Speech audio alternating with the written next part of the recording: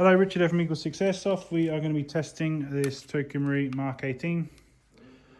And this one has got a CTR stock mod done to it, with obviously the hollowed butt pad. We've put the PTS grip on there, the EPG-C. And obviously internally, we've done a level 10 package. So we've got the FPS spring with two spacers. We've got the Prometheus bearings, 6mm. We've got the Prometheus hard gears in 18:1. We've got the upgraded Recoil spring from EagleSix. We've got the FPS spring guide, the FPS piston head. We've got the FPS piston, which we've combined with the FPS piston head, and we've had to put a 2mm spacer in there, which we realised afterwards, in hindsight, when we swapped over the FPS cylinder head to an alternative, that actually created an angle of engagement problem. We were then getting on the high rate of fire jams, so we had to space that piston to make sure it was a reliable operation. We've also got the FPS cylinder type D, Prometheus air nozzle, Prometheus tappet plate, Prometheus selector plate, Lonex spiral bevel, which we've installed on a Solink V5 brushless motor in 46K, which we have then reduced down to 31K, I want to say, we've got down to. It's also got a Jeftron MOSFET installed, and I think that's everything. So Laylax trigger pin on the side here, because the trigger pins fall out once you put the MOSFETs in.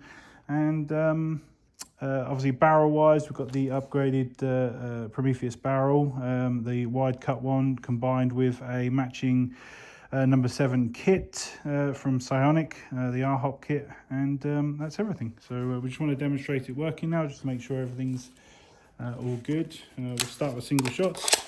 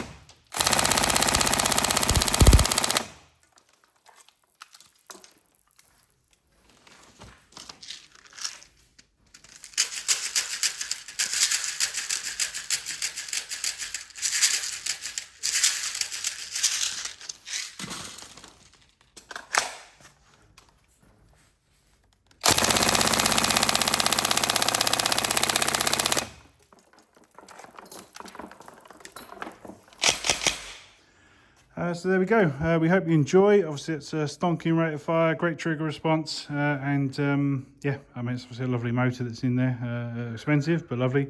We hope you enjoy the overall look of the gun. Thank you.